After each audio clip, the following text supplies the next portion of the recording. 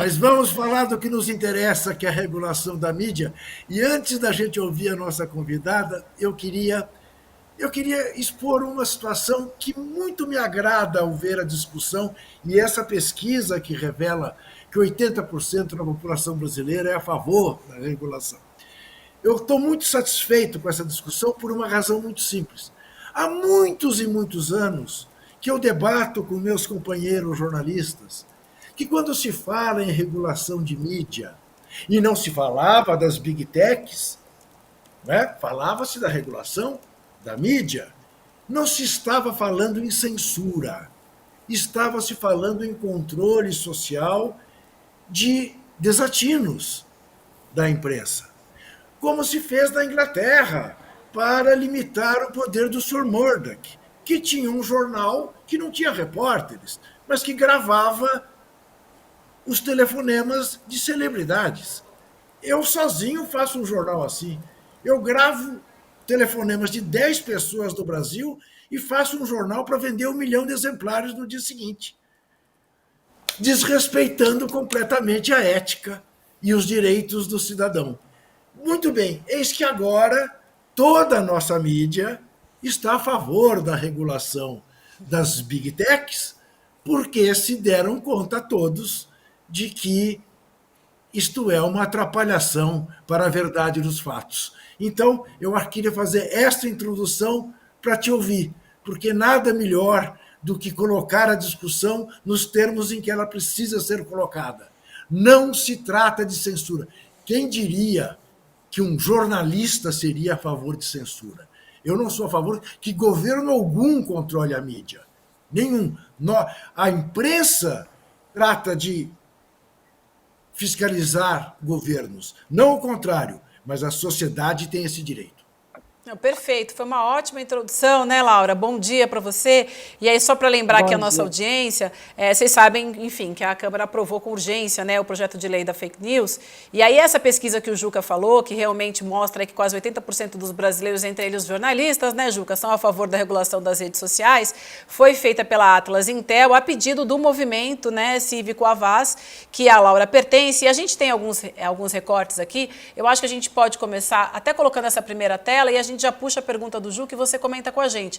Mas a primeira pergunta que foi feita foi: você acha que deveria haver uma lei que estabeleça regras claras para como as redes sociais devem funcionar no país? E aí a gente tem quase 80% da população dizendo que sim, a gente tem 13,8% dizendo que não e 8,3% dizendo não sei, Laura. Bom dia, obrigada pelo convite. Juca, finalmente chegou a hora, né? Eu também estava ansiosa nesse momento em que a sociedade brasileira estaria pronta para debater esse problema tão profundo que a gente está vivendo.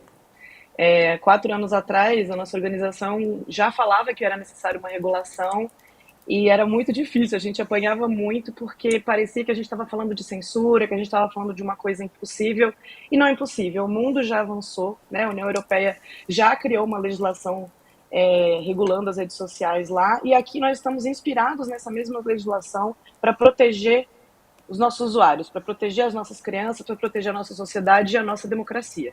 Então, eu estou bem feliz com o resultado dessa pesquisa. E ela veio no momento oportuno, em que a gente vê lobistas das redes sociais, por exemplo, espalhando mentiras. Essa foi uma matéria, inclusive, que o Guilherme, que você citou, não o William, que o Guilherme soltou há uns 2 dias atrás, eu acho, comprovando que os lobistas das redes sociais estavam enviando mentiras para os deputados evangélicos, dizendo que o projeto de lei queria censurar a religião das pessoas, queria proibir que as pessoas, por exemplo, pudessem postar versículos na internet. Então, a gente precisa explicar para as pessoas a diferença, né, entre censura e regulação. Censura é o que já acontece hoje. Conteúdos já são retirados do ar sem uma baliza. A gente não sabe quais são as regras que eles utilizam, a gente não sabe quem que toma essas decisões, a gente não tem direito de recorrer. Conteúdos que deveriam ser tirados do ar, que são criminosos, não são retirados do ar. Elon Musk não está preocupado com os massacres das escolas do Brasil. Você bem sabe disso como jornalista, como eles têm respondido aos questionamentos em relação a isso. Então, eu acho que desde nos últimos 2, 3 anos, o brasileiro tem percebido que, embora seja muito divertido xingar muito no Twitter, e ter toda a possibilidade de se expressar na internet, que a gente precisa de regras básicas, porque está afetando a nossa democracia, afetando a saúde mental das nossas crianças, e agora encorajando e trazendo coisas que a gente não tinha aqui no Brasil, que são massacres nas escolas. A gente já confunde os nomes aqui, o Juca quer confundir ainda mais, só para complicar a nossa situação. Laura, deixa eu te trazer para você e para o Juca uma outra tela aqui. Você falou sobre os ataques nas escolas. Uma outra pergunta foi se você acredita que as redes sociais, como são hoje, sem leis específicas que as regulem, contribuíram para os ataques recentes nas escolas. 55,3% das pessoas respondeu que sim, 19% que provavelmente e 18% não contribuíram, 6,9% disseram que não sabem. E isso vem em um momento em especial quando uma outra rede social, o Telegram, se negou a dar dados de grupos neonazistas que provavelmente influenciaram ataques como os que foram realizados em Aracruz, no Espírito Santo, né, Laura? Isso é um exemplo claro, né? Sem uma legislação clara, democrática, debatida pelo poder legislativo, eles podem se negar, eles fazem isso e aí fica um embate entre uma grande empresa milionária que detém todo um poder de comunicação e o judiciário, os juízes brasileiros tentando apaziguar os problemas que a gente está tendo. E o judiciário não é apto para resolver todos os problemas que a gente tem nas redes sociais, enfim. É muito devagar, infelizmente. Não é o locus para fazer isso, inclusive porque não tem lei que os permita fazer uma série de ações para mitigar esses danos. Então, o Telegram veio também, em momento oportuno, mostrar o que significa a falta de regulação no Brasil e por que a gente precisa de uma regulação democrática. Juca, a gente quer te ouvir, principalmente também, só para lembrar, porque tem a ver com o que a gente está falando agora, no caso daquele ataque na escola em Aracruz, no Espírito Santo, no ano passado, né, a Polícia Federal descobriu, né, que existia um grupo em que o rapaz conversava no Telegram, né, então isso foi apurado pela polícia, né, Juca?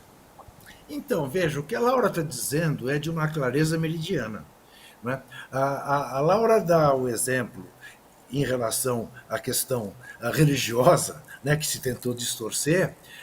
Eu lembro, há 2 dias, que há campanhas aí dos anti-vacina dizendo que a vacina bivalente faz mal, né?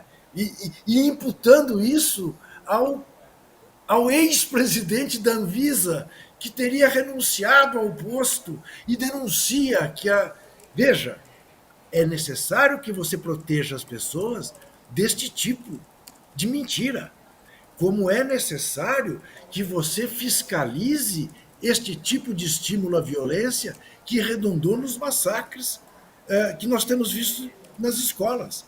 Isto absolutamente só pode ser indiscutível. Agora, eu tenho uma curiosidade, Laura, não sei se é possível você chegar a uma conclusão em relação a essa questão, mas me chama a atenção, da mesma maneira que me chamou a atenção, e o professor Gessé fez menção a esse fato, né, que envolveu aí o Corinthians e a contratação do Cuca, o contingente de pessoas que, digamos, se manifesta compreensivo em relação ao Cuca, ou que nega os males das redes sociais, é sempre muito próximo daqueles que se declaram bolsonaristas. Faz sentido isso? Existe um liame entre essas posições? Nossa pesquisa ela tem 2 dados bem interessantes. Primeiro, que foi uma surpresa para mim, que dos entrevistados, os que concordam, né, com a regulação, 60,5% votaram no Bolsonaro no segundo turno. Então, até os eleitores dele estão favoráveis à lei. Mas quando você vai olhar na quebra né, dos dados, quem votou, em quem votou, e a gente incluiu Simone Tebet, Ciro Gomes e tudo mais, tem outro dado interessante. Uma grande maioria dos contrários a uma legislação votaram nulo ou branco. São os negacionistas da política, que às vezes se sentiram também traídos pelo próprio Bolsonaro, que tinha esse discurso de apolítico, de negar a política, de não ser um político, apesar de ser político profissional, e provavelmente abandonaram o barco ali no segundo turno e resolveram não se meter no fla-flu Lula-Bolsonaro, que é um pouco do discurso dessas pessoas. Não concordo com essa análise, acho que tinha que ter lado muito claro nesse processo. Então, eu também me debrucei sobre isso. Ontem eu liguei, inclusive, para a equipe da Atlas, falando, gente, mas o que explica esse contingente alto de eleitores do Bolsonaro apoiando uma regulação? Eles entenderam que há um cruzamento claro entre religiosos bolsonaristas. Então, os bolsonaristas que são evangélicos, que são cristãos, eles conseguem perceber o problema baseado na chave da moralidade, na chave do ataque às crianças, da arma sendo vendida na internet, que é importante lembrar, evangélico não é a favor de liberação de arma e de venda de arma na internet, não, né? Isso já tem pesquisa demonstrando que os evangélicos são contrários a isso. Então, é um nicho de público específico que tem preocupações morais, cívicas e éticas muito claras, apesar de terem votado no Bolsonaro no segundo turno. Então, eu também achei bastante interessante o lado dos negacionistas que foram radicalizados também, e eu entendo a partir de um processo muito claro da influência do Bolsonaro na nossa política brasileira através das redes sociais, e o quanto os evangélicos não estão caindo nessa, sabe? Porque também a gente precisa desmistificar o público evangélico, que às vezes é tratado no mesmo balão que o bolsonarista clássico, né? Mas não é.